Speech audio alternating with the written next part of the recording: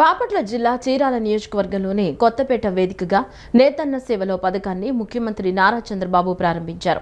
రాష్ట్ర వ్యాప్తంగా ఉన్న 71,536 చేనేత కుటుంబాల ఖాతాల్లోకి 179 కోట్ల ఆర్థిక సాయాన్ని ఆయన జమ చేశారు. ఈ సందర్భంగా కొత్తపేటలో ఏర్పాటు చేసిన ప్రజావేదిక బహిరంగ సభలో సీఎం పాల్గొని ప్రసంగించారు. చేనేత కార్మికుల సంక్షేమానికి తమ ప్రభుత్వం ఎల్లప్పుడూ అండగా ఉంటుందని భరోసా ఇచ్చారు.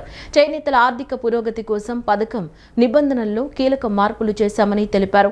వయసుతో గాని ఇంట్లో ఉన్న మగ్గాల సంఖ్యతో గాని సంబంధం లేకుండా కుటుంబాన్ని ప్రాతిపదికగా తీసుకున్నట్లు వివరించారు. సొంత మగ్గం ఉన్న ప్రతి చేనేత కుటుంబానికి ఏడాదికి 25,000 రూపాయల చొప్పున ప్రభుత్వం ఆర్థిక సాయం అందిస్తుందని స్పష్టం చేశారు. ఈ రోజు 1,27,000 మంది చేనేత మీద ఆధారపడ్డారు. నేను చాలా వృత్తులు చూశాను. చేనేత పైనే ఆధారపడిన ఏకైక వర్గం చేనేత కార్మికులు. వేరే వాళ్ళు మారగలిగారు కానీ మీరు మాత్రం మగ్గాన్నే నమ్ముకున్న ఏకైక వర్గం చేనేత అని మరొకసారి విజ్ఞప్తి చేస్తున్నా. మీ అందరిలో ఒక సాంప్రదాయ ప్రకారం సృజనాత్మక కలిగిన వ్యక్తులు మీరందరూ, నైపుణ్యం ఉంది. అయితే కాలక్రమేణా చాలా ఇబ్బందులు వచ్చాయి. నేను రాజకీయాల్లోకి వచ్చిన తర్వాత ఎక్కువ కన్సర్న్ చూపించిన వర్గం చేనేత. ఇప్పుడు కూడా నేను గర్వంగా చెప్పగలుగుతున్నాను, అపోజిషన్లో ఉన్నా రూలింగ్లో ఉన్నా ఎప్పుడూ చేనేత కార్మికులు తెలుగుదేశం పార్టీకే ఓటేశారు తప్ప వేరే గుర్తు తెలియని వ్యక్తులు మీరు. అందుకే ఎన్నికల ముందు ఒక మాట చెప్పాను. ఆ రోజు ఏ మాట చెప్పాను, 200 రూపాయలు హ్యాండ్లూమ్కి, 500 యూనిట్లు పవర్లూమ్కి సబ్సిడీ ఇస్తా అన్నాం. చెప్పిన మాట నిలబెట్టుకున్నాం. నేను పోయిన టర్మ్లోనే చేనేత కార్మికులు మగ్గం దగ్గర కూర్చొని అందులో వచ్చే కాటన్ అంతా కూడా కడుపులేకపోయి అనారోగ్యం పాలవుతున్నారనే ఉద్దేశంతో 50 సంవత్సరాలకే పెన్షన్ ఇచ్చింది మొదటిసారి చేనేత కార్మికులకి.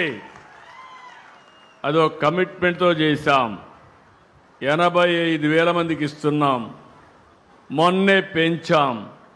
4,000, 6,000 ఇచ్చే పరిస్థితికి వచ్చాం. ఈరోజు 35 కోట్లు నెలకి ఇస్తున్నాం. 420 కోట్ల రూపాయలు ఖర్చు పెడుతున్నాం. ఇంకొక పక్కన 109 ప్రాథమిక చేనేత సహకార సంఘాలకి క్యాష్ క్రెడిట్ ద్వారా 79 కోట్లు ఇస్తున్నాం. ఇప్పుడు రాష్ట్రం అంతా సీసీటీవీ కెమెరాలు పెట్టాను. ఎవడైనా దొంగతనం చేసినా, నేరాలు ఘోరాలు చేసినా కబద్దార్, 3వ నేత్రం మీ వెంటనే ఉంటుంది. ఎవరు తప్పించుకోలేరు. అందులో మొత్తం వచ్చాయి. వస్తే ఈయన అంటాడు, చాలా చిన్న పిల్లోడు చంపేశాడు, ఏమవుతుందని మాట్లాడతాడు. గొర్రెల కాపరి చనిపోయాడు. చనిపోతే 44 ఏళ్ళు చనిపోయాడు. దానికి పెద్ద సమస్య ఏంటంటాడు. మీరు ఒక్కసారి ఆలోచించుకోవాలి. మానవత్వం ఉండాలి మనుషుల్లో, ఆలోచన విధానం ఉండాలి. మొన్న దానిపైన చూడడానికి పోయి రోడ్డంతా స్తంభింపజేస్తూ వెళ్ళారు. విశాఖపట్నం నుంచి 1 గంట జర్నీ, 7 గంటలు వెళ్ళారు. అక్కడ ఒక పోలీస్ ఆఫీసర్, ఒక మహిళ, ప్రజలను కాపాడవలసిన మహిళ, కాకి బట్టలు వేసుకున్న మహిళ. గవర్నమెంట్ వీరికైతే ఒక వెపన్ కూడా ఇస్తారు. వాళ్ళ ఆత్మరక్షణకే కాకుండా ప్రజల్ని కాపాడడానికి. అలాంటి మహిళ పట్ల అసభ్యంగా ప్రవర్తిస్తారు. మనుషులు మామూలుగానే మహిళను ఎవరన్నా టచ్ చేస్తే మనం అందరం కూడా చాలా కోప్పడతాం. అవునా కాదా అని అడుగుతున్నా. వెకిలి చేష్టలు చేస్తారు, ఇష్టానుసారంగా చేస్తారు. కడానావిడిని మాప్ చేసేసి ఇష్టానుసారంగా అసభ్యంగా ప్రవర్తిస్తే కనీసం కండెమ్ చేసే పరిస్థితి లేకుండా పోయింది. నేను అడుగుతున్నా మిమ్మల్ని, పోలీస్ ఆఫీసర్కి, మహిళా పోలీస్ ఆఫీసర్కే రక్షణ లేకపోతే మీకు రక్షణ ఉంటుందా? మహిళలు మీరే ఆలోచించమని కోరుతున్నా. జాతీయ చేనేత దినోత్సవం సందర్భంగా నేతన్నలకు ముఖ్యమంత్రి చంద్రబాబు, ఉప ముఖ్యమంత్రి పవన్ కళ్యాణ్ శుభాకాంక్షలు తెలిపారు. భారతీయ సంస్కృతిని చాటే చేనేత కళను ముందుకు తీసుకువెళుతున్న చేనేత కార్మికుల సంక్షేమానికి రాష్ట్ర ప్రభుత్వం ప్రాధాన్యం ఇస్తోందన్నారు. అందులో భాగంగానే నేతన్న సేవలో పథకం ప్రారంభిస్తున్నామన్నారు. చేనేతను ఆదరిద్దాం, అండగా నిలుద్దామని పిలుపునిచ్చారు. జాతీయ చేనేత దినోత్సవం సందర్భంగా నేతన్నలకు ముఖ్యమంత్రి చంద్రబాబు, ఉప ముఖ్యమంత్రి పవన్ కళ్యాణ్ శుభాకాంక్షలు తెలియజేశారు. చేనేత కార్మికుల సంక్షేమానికి రాష్ట్ర ప్రభుత్వం ప్రాధాన్యత ఇస్తోందని, అందులో భాగంగానే నేతన్న సేవలో పథకం ప్రారంభిస్తున్నామని ముఖ్యమంత్రి చంద్రబాబు తెలియజేశారు. విద్యుత్ రాయితీలు 50 ఏళ్లకే పింఛన్ అందిస్తూ నేతన్నలకు దన్నుగా ఉన్నామన్నారు. నేడు 71,536 చేనేత కుటుంబాలకు నేతన్న సేవలో పథకం ద్వారా సాయం చేస్తున్నామని చెప్పారు. ఒక్కో చేనేత కుటుంబానికి 25,000 రూపాయల చొప్పున 179 కోట్ల రూపాయలు నేతన్నలకు అందిస్తున్నామని అన్నారు. చేనేతల సంక్షేమాన్ని, వృత్తి వారసత్వాన్ని పరిరక్షించే లక్ష్యంతో ప్రభుత్వం ఈ సాయం అందిస్తోందని తెలిపారు. అంతా చేతులు కలుపుదాం, చేనేత కళను కాపాడదామని అన్నారు. ఉప ముఖ్యమంత్రి పవన్ కళ్యాణ్ మాట్లాడుతూ మన సాంస్కృతిక వారసత్వాన్ని పరిరక్షించుకుందామని అన్నారు. చేనేత కేవలం వృత్తి కాదని మన సంస్కృతి, వారసత్వ సంపదలో అంతర్భాగమని తెలియజేశారు. చేనేతను కాపాడమంటే మన సాంస్కృతిక వారసత్వాన్ని పరిరక్షించడమేనని పవన్ అన్నారు. చేనేతల సంక్షేమానికి కూటమి ప్రభుత్వం అనేక పథకాలు అమలు చేస్తోందని చెప్పారు. నేతన్న సేవల ద్వారా ఏటా 25,000 రూపాయలు ఆర్థిక సాయానికి నేడు శ్రీకారం చుట్టామన్నారు.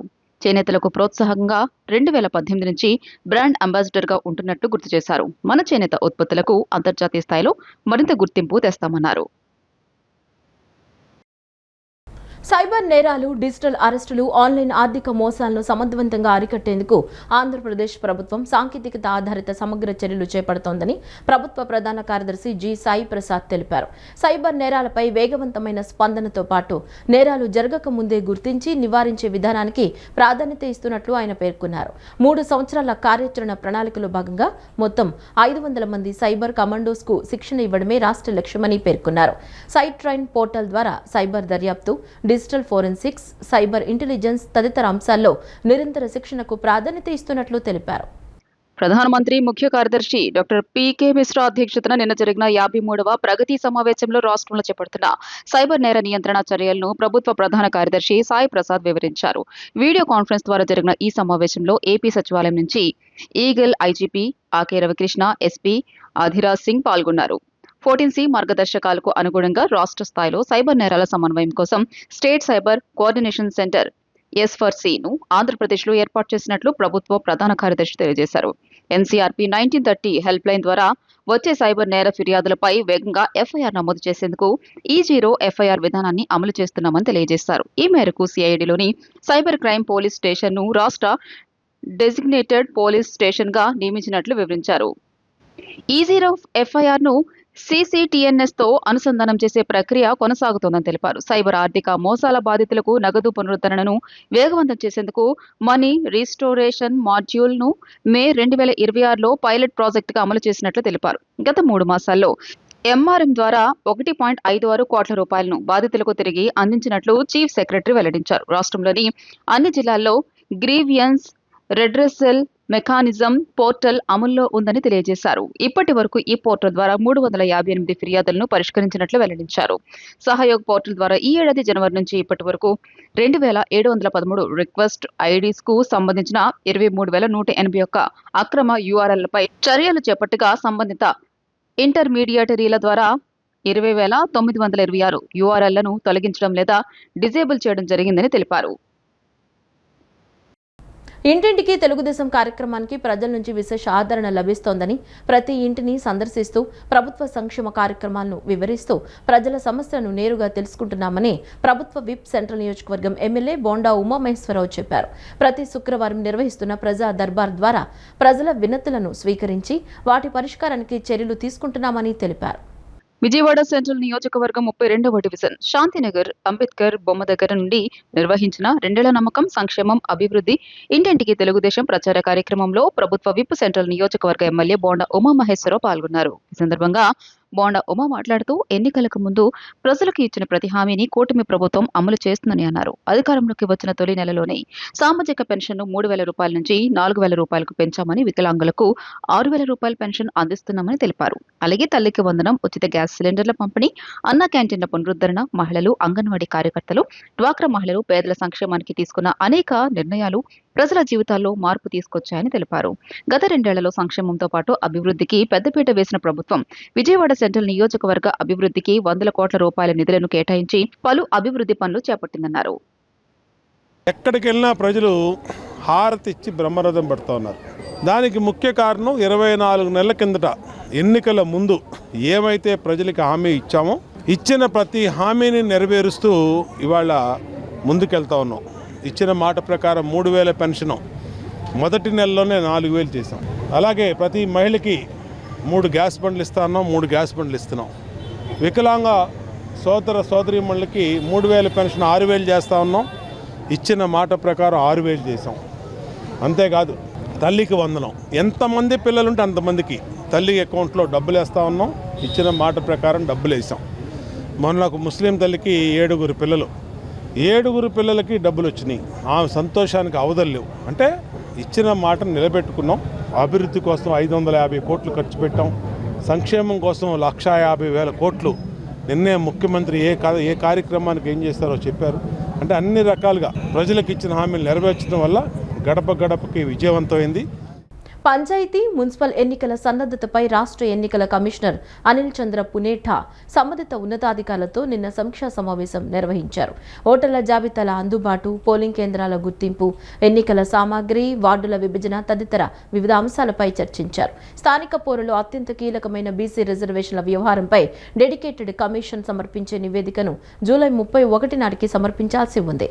అయితే మరో నెల రోజుల పాటు నివేదిక సమర్పణకు సమయం పొడిగించింది. ఆగస్టు 31 నాటికి ఈ కమిషన్ నివేదిక రానుంది. ఆ తర్వాతే బీసీ రిజర్వేషన్ల అంశం ఓ కొలిక్కి రానున్నట్లు తెలుస్తోంది.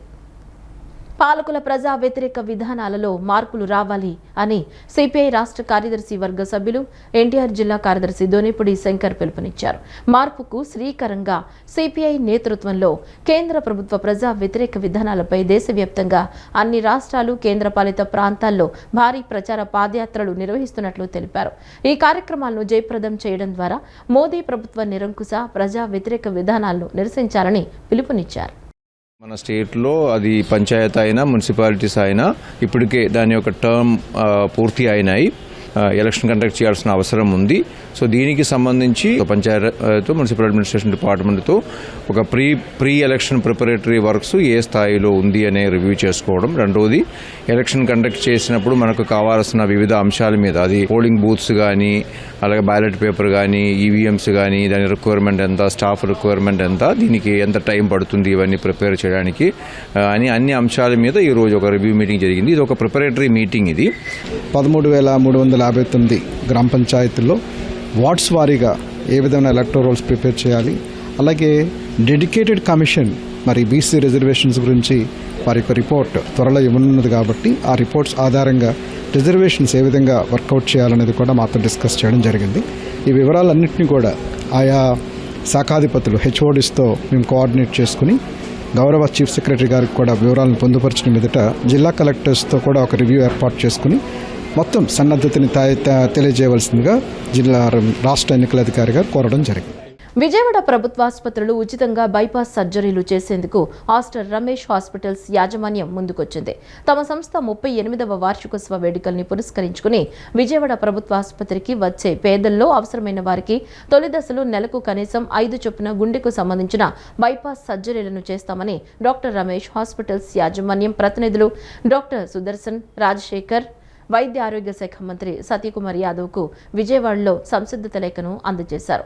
శస్త్రచికిత్సల అనంతర వైద్యాన్ని టెలి ఐసీయూ విధానంలో అందిస్తామని లేఖలో పేర్కొన్నారు. రమేష్ హాస్పిటల్స్ యాజమాన్య చొరవను మంత్రి ఆహ్వానించారు. విజయ డైరీ చైర్మన్ ఎన్నిక వ్యవహారంపై తెలుగుదేశం పార్టీ అధిష్టానం సీరియస్ అయింది. చైర్మన్ ఎన్నిక ఆలోచించి చేద్దామన్న అధిష్టానం సూచనను చలసాని ఆంజనేయులు ధిక్కరించారు. పార్టీ అధిష్టానం సూచనలు బేఖాతరు చేస్తూ ఆయన నామినేషన్ దాఖలు చేశారు. ఈ నామినేషన్ ఉపసంహరించుకోవాలంటూ ఆయనను పార్టీ ఆదేశించింది. దీనిని ఆయన ధిక్కరించారు. ఈ నేపథ్యంలో పార్టీ కావాలో పదవి కావాలో తేల్చుకోవాలంటూ చలసాని ఆంజనేయులకు అధిష్టానం తేల్చి చెప్పింది. తనకు కొంత సమయం ఇస్తే నిర్ణయం చెప్తారని అధిష్టానానికి తెలిపారు. సమయం ఇవ్వడం కుదరదంటూ చలసాని ఆంజనేయులకు అధిష్టానం కుండబద్దలు కొట్టింది. తీవ్ర అనారోగ్యంతో ఉన్నట్లు పార్టీకి ఆయన తెలియజేశారు. అనంతరం ఆసుపత్రిలో చేరినట్లు పార్టీ అధిష్టానానికి ఆయన వెల్లడించారు. ఈ నేపథ్యంలో విజయ డైరీ డైరెక్టర్లతో మంత్రులు కొల్లు రవీంద్ర, పార్థసారథి నేడు సమావేశం కానున్నారు. విజయవాడలోని ఘంటసాల ప్రభుత్వ సంగీత నృత్య కళాశాల ప్రాంగణంలో చిన్న సినిమాగా రూపొందుతున్న పవర్ చిత్రం నిన్న ప్రారంభమైంది. వీఆర్పీ క్రియేషన్స్ పతాకంపై వెంకటరమణ పసుపులెట్టి దర్శకత్వంలో పరిమిత బడ్జెట్తో తెరకెక్కుతున్న ఈ చిన్న సినిమా ముహూర్తపు సన్నివేశానికి రాష్ట్ర సినిమాటోగ్రఫీ మంత్రి కందుల దుర్గేష్ కెమెరా స్విచ్ ఆన్ చేసి తొలి క్లాప్ కొట్టారు. ఈ సందర్భంగా మంత్రి కందుల దుర్గేష్ మాట్లాడుతూ పరిమిత బడ్జెట్తో నూతన ఆలోచనలతో వస్తున్న పవర్ చిత్రం పెద్ద విజయం సాధించాలని ఆకాంక్షించారు. చిత్ర యూనిట్కు తన ప్రత్యేక అభినందనలు తెలియజేస్తూ సినిమా విజయవంతం కావాలని శుభాకాంక్షలు అందజేశారు. సైబర్ నేరగాళ్ల వలకు కృష్ణా జిల్లా మచిలీపట్నానికి చెందిన ఓ మహిళ చిక్కుకున్నారు. తాము ఢిల్లీ పోలీసులమని, మీపై మనీ లాండరింగ్ కేసు ఉందని డిజిటల్ అరెస్టు చేస్తున్నామంటూ ఆమె నుంచి విడతల వారీగా 1.43 కోట్లు కాజేశారు. మోసపోయారని గ్రహించిన బాధితురాలు పోలీసులను ఆశ్రయించారు. మచిలీపట్నంలోని పరాసుపేటకు చెందిన 60 ఏళ్లు పైబడిన వెంపటి అలివేలు మంగమ్మకు గుర్తు తెలియని వ్యక్తుల నుంచి ఫోన్ కాల్ తర్వాత వీడియో కాల్ వచ్చాయి. ఢిల్లీలో మనీ లాండరింగ్ లో కేసులో ఉన్న ఓ వ్యక్తి వద్ద మీ బ్యాంక్ ఖాతాల వివరాలు దొరికాయని, మీపైన కేసు నమోదైందని సైబర్ నేరగాళ్లు మంగమ్మకు చెప్పారు. కేసు సుప్రీంకోర్టులో ఉందని, మిమ్మల్ని అరెస్ట్ చేస్తున్నామని బెదిరించారు. కేసును విచారించే న్యాయమూర్తి అంటూ ఓ ఫోటో చూపించారు. ప్రస్తుతానికి మీ బ్యాంకులో ఉన్న నగదు బదిలీ చేస్తే విచారించాక ఇచ్చేస్తామని చెప్పారు. నగదు బదిలీ ఎందుకని బ్యాంకులో ఎవరైనా అడిగితే మీ అబ్బాయి మైసూర్లో ఇల్లు కట్టుకుంటున్నాడని చెప్పాలని వాళ్లే సలహా కూడా ఇచ్చారు. మీపై నిఘా ఉందని, వివరాలు ఎవరికని చెప్తే మీ భర్త గోపాలకృష్ణపై దాడి జరుగుతుందని బెదిరించారు. భయపడిపోయిన మంగమ్మ ఐఓబిలో ఉన్న 1.05 కోట్ల రూపాయలు, బ్యాంక్ ఆఫ్ బరోడాలో ఉన్న 22 లక్షల రూపాయలు, ఎస్ఐసి కోఆపరేటివ్ బ్యాంకులోని 18.50 లక్షల రూపాయలు జూన్ 15, 18, 29 తేదీల్లో 3 విడతలుగా సుమారు 1.43 కోట్ల రూపాయలు సైబర్ నేరగాళ్లు చెప్పిన ఖాతాకు పంపారు. ఈ నగదు కొన్నాళ్ల క్రితం వరకు మంగమ్మ భర్త ఖాతాలో ఉండేది. ఆయన అనారోగ్యంగా ఉండడంతో మంగమ్మ పేరున కుటుంబ సభ్యులే బదిలీ చేయించారు. కొన్ని రోజుల తర్వాత 95 లక్షల రూపాయలు కావాలని, ఆస్తులు తాకట్టు పెట్టిన పంపాలని నేరగాళ్లు మళ్లీ అడిగారు. వారి తీరుపై అనుమానం వచ్చిన మంగమ్మ ఈ విషయాన్ని కుమారుడికి చెప్పి పోలీసులకు ఫిర్యాదు చేశారు. కేసు నమోదు చేసి దర్యాప్తు చేస్తున్నామని, సైబర్ నేరాలపై ప్రజలు అప్రమత్తంగా ఉండాలని డీఎస్పీ శ్రీనివాసరావు సూచించారు. తారీఖు టెలికాం వాళ్ళు ఫోన్ చేసి మీ పేరు మీద ఢిల్లీ పోలీస్ స్టేషన్ లో అరెస్ట్ వారెంట్ వచ్చింది, మీ మీద ఇష్యూ అయింది అని చెప్పారు. అకౌంట్లలో ఉన్న డబ్బు మాత్రం కోర్టుకి ప్లెడ్జ్ చేయండి, చేసేస్తే అది ఫారెన్సిక్ డిపార్ట్మెంట్కి వెళ్ళి మళ్ళీ 3 రోజుల్లో మీకు వెనక్కి వచ్చేస్తుంది డబ్బు అంతా అన్నారు. 15వ తారీఖు ఐఓబిలో అమౌంట్ వెళ్ళి ఎఫ్డీలన్నీ బ్రేక్ చేసి అకౌంట్లోకి వేయమన్నారు. తర్వాత అకౌంట్లో వేసాక ఎంత చెప్పమన్నారు. 1,05,00,000 అండి. 3 రోజుల తర్వాత బ్యాంక్ ఆఫ్ బరోడాలోంచి 20 లక్షలు ఇదే పద్ధతిలో ఆర్టీజీఎస్ చేయించుకున్నారు. తర్వాత 29వ తారీఖు జూను ఎల్ఐసి కోఆపరేటివ్ బ్యాంక్ లో కూడా అలాగే చేయించుకున్నారు. 1,43,50,000. కూటమి ప్రభుత్వం వచ్చిన తర్వాత సెంట్రల్ నియోజకవర్గంలో అభివృద్ధి పనులు శరవేగంగా జరుగుతున్నాయని టీడీపీ యువ నాయకులు బోండా సిద్ధార్థ అన్నారు. విజయవాడ సెంట్రల్ నియోజకవర్గ అభివృద్ధికి ఎమ్మెల్యే బోండా ఉమామేశ్వరరావు కృషితో 100 కోట్ల రూపాయల నిధులు తీసుకువచ్చి రహదారులు, త్రాగునీటి సౌకర్యం, డ్రైనేజీ, మౌలిక వసతుల అభివృద్ధి పనులు వేగంగా జరుగుతున్నాయని పేర్కొన్నారు. విజయవాడ సెంట్రల్ నియోజకవర్గంలోని 57వ డివిజన్ సుబ్బరాజు నగర్ కనకదుర్గ అమ్మవారి దేవాలయం వద్ద నుంచి తెలుగుదేశం పార్టీ యువ నాయకులు బొండ సిద్ధార్థ 2 ఏళ్ల నమ్మకం, సంక్షేమం, అభివృద్ధి, ఇంటింటికి తెలుగుదేశం కార్యక్రమంలో పాల్గొన్నారు. ఈ సందర్భంగా ఇంటింటికి వెళ్లి ప్రజలను, పార్టీ కార్యకర్తలను కలుస్తూ కూటమి ప్రభుత్వం గత 2 ఏళ్లలో అమలు చేసిన సంక్షేమ పథకాలు, అభివృద్ధి కార్యక్రమాలు, ప్రజలకు అందించిన సేవలు, తెలుగుదేశం పార్టీ సిద్ధాంతాలను వివరించారు. ప్రజల సమస్యలను అడిగి తెలుసుకుని వాటి పరిష్కారానికి కృషి చేస్తామని హామీ ఇచ్చారు. ఈ సందర్భంగా బొండ సిద్ధార్థ మాట్లాడుతూ ముఖ్యమంత్రి నారా చంద్రబాబు నాయుడు నాయకత్వంలోని కూటమి ప్రభుత్వం ఎన్నికల సమయంలో ఇచ్చిన ప్రతి హామీని అమలు చేస్తూ ప్రజల విశ్వాసాన్ని నిలబెట్టుకుందని అన్నారు. సామాజిక పెన్షన్ను 4,000 రూపాయలకు పెంచడం, వికలాంగులకు 6,000 రూపాయల పెన్షన్ అందించడం, తల్లికి వందనం, ఉచిత గ్యాస్ సిలిండర్ల పంపిణీ, అన్న క్యాంటీన్ల నిర్వహణతో పాటు మహిళలు, రైతులు, యువత, పేదల సంక్షేమానికి అనేక పథకాలను విజయవంతంగా అమలు చేస్తుందని తెలిపారు. ప్రతి ఇంటికి చేరుకుని ప్రభుత్వ పనితీరును ప్రజలకు వివరించడం, వారి సమస్యలను తెలుసుకుని పరిష్కారానికి కృషి చేయడమే ఈ కార్యక్రమం లక్ష్యమని, ప్రజల ఆదరణతో ఇంటింటికి తెలుగుదేశం కార్యక్రమాన్ని మరింత విస్తృతంగా కొనసాగిస్తామని బోండా సిద్ధార్థ తెలియజేశారు. ఈ కార్యక్రమంలో డివిజన్ అధ్యక్షులు, పార్టీ ఇన్ఛార్జీలు, ప్రధాన కార్యదర్శులు, అనుబంధ సంఘాల నాయకులు, కార్యకర్తలు, అభిమానులు, స్థానిక ప్రజలు పెద్ద సంఖ్యలో పాల్గొన్నారు. తెలుగుదేశం పార్టీ అన్న ఎమ్మెల్యే బోండా గారు చేసే పనులన్నా ప్రజలు పూర్తి స్థాయిలో ఆహ్వానిస్తూ ఉన్నారు. చాలా ఆనందంగా ఉన్నారు. ఎందుకనంటే దాదాపు 40 సంవత్సరాల నుంచి ఈ ఏరియాలో ఇబ్బంది ఏంటంటే రిజిస్ట్రేషన్లు, అవన్నిటినీ కూడా దాదాపు 40 సంవత్సరాల నుంచి ఇబ్బంది పడుతున్నట్టు వాళ్ళందరికీ కూడా వచ్చిన 2.5 సంవత్సరాలనే మనం సొల్యూషన్ చూపించాం, పరిష్కారం చూపించాం. అది బోండా గారి హయాంలోనే, బోండా గారి కృషి వల్లే అని చెప్పి కూడా ప్రజలందరూ కూడా చెప్తా ఉన్నారు. ఇంటింటికి వెళ్తే ప్రజలు ఎంతో సంతోషంగా వాళ్ళే ముందుకు వచ్చి చెప్తా ఉన్నారు, సార్ ఎప్పటి నుంచో ఉన్న కళను నిజం చేశారు, చాలా సంతోషం, ఎమ్మెల్యే గారికి ఎప్పుడు కూడా మేము రుణపడి ఉంటామని చెప్పి ప్రజలు వచ్చి కూడా చెప్తా ఉన్నారు. అదే కాకుండా తల్లికి వందనం, ఎన్ని మంది పిల్లలు ఉంటే అన్ని మంది పిల్లలకి కూడా 13,000 రూపాయలు, ప్రతి గవర్నమెంట్ స్కూల్లో మధ్యాహ్న భోజన పథకం కానీ, ఫుడ్ కానీ, ఇవన్నీ కూడా 1 కాదు 2 కాదు అన్ని విషయాల్లో ప్రభుత్వం, ఇటు నియోజకవర్గ శాసనసభ్యులు బోండా గారి పనితీరును ప్రజలందరూ కూడా ఆహ్వానిస్తూ ఉన్నారు. అల్జీమర్స్ వ్యాధికి సమీప భవిష్యత్తులో అత్యుత్తమమైన మందులు అందుబాటులోకి రానున్నాయని యూకేలో జరిగిన అల్జీమర్స్ అసోసియేషన్ అంతర్జాతీయ సదస్సులో భారతీయ ప్రతినిధిగా పాల్గొన్న ఉదయ్ చిన్నప్ప మారిసస్ అన్నారు. 110 దేశాల నుంచి 300 మంది ప్రతినిధులు పాల్గొన్న ఈ సదస్సులో తాను సమర్పించిన పత్రాలకు సముచిత ప్రాతినిధ్యం దక్కడం ఎంతో ఆనందంగా ఉందని తెలిపారు. వైద్య విద్యార్థిగానే సదస్సుకు హాజరయ్యే అవకాశం లభించడం అదృష్టంగా భావిస్తున్నానని, సెవెంత్ డే అడ్వెంటిస్ట్ స్కూల్లో అభ్యసించిన అంశాలు తనకెంతో ఉపకరించాయని పేర్కొన్నారు.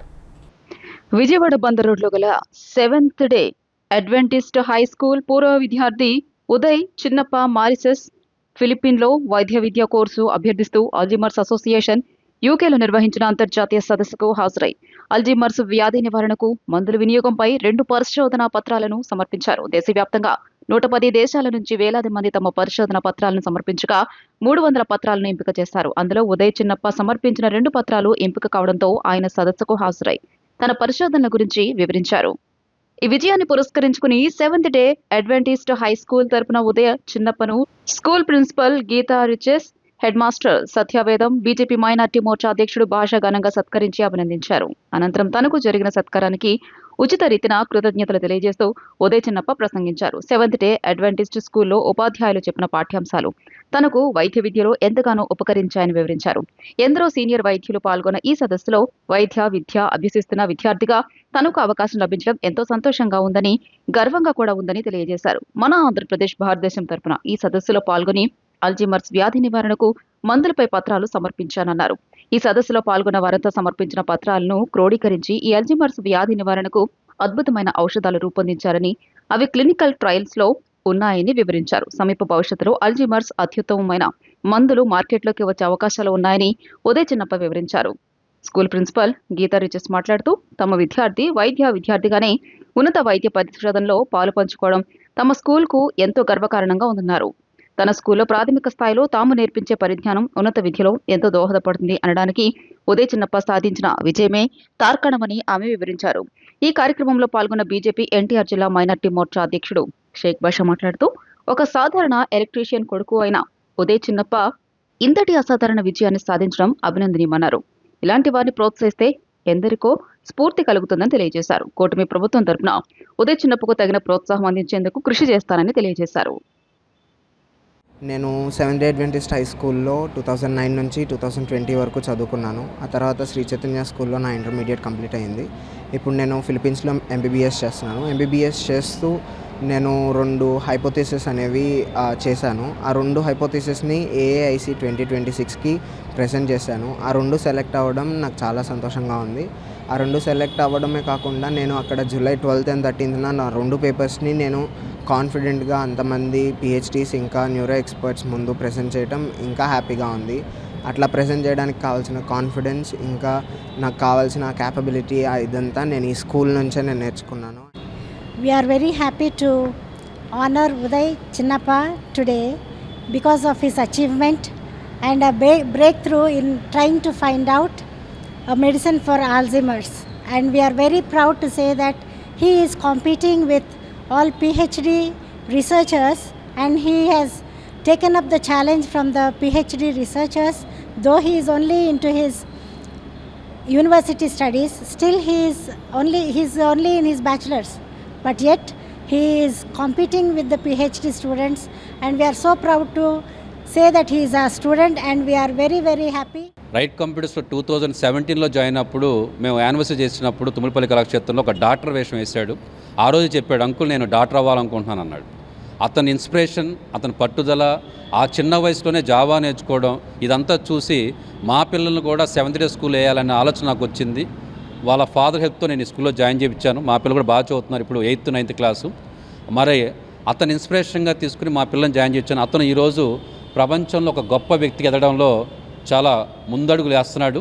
దానికి కారణం ఏంటంటే ఫిలిప్పీన్స్లో MBBS 3rd year చేస్తూ దాంతోపాటు రీసెర్చ్ కూడా చేయడం, ముఖ్యంగా మతిమరుపుకి మందు కనిపెట్టడం, భారతదేశంలో డబ్బున్న వాళ్ళు మాత్రమే డాక్టర్లు అవుతారన్న దానికి నిదర్శనంగా వెళ్తుంది ముందు ముందు.